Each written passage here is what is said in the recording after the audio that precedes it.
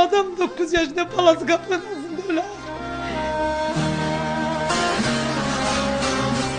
Savunmaq istəyirəm, mən də onun kimi qaçmaq istəyirəm.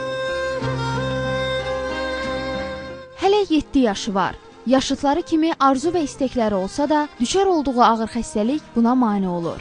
5 ildir spina bifida adlanan xəstəlikdən əziyyət çəkən Aynelin valideynləri övladlarının göz görə-görə əridiyini deyirlər.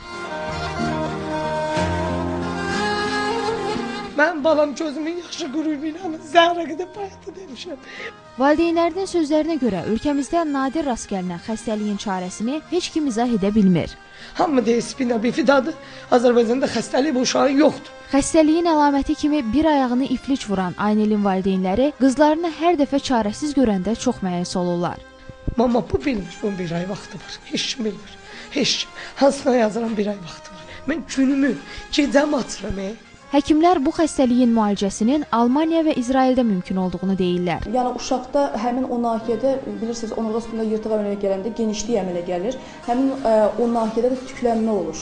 Uşağın sonra əl barmaqlarında, yəni bir növ paralizin əlamətləri var.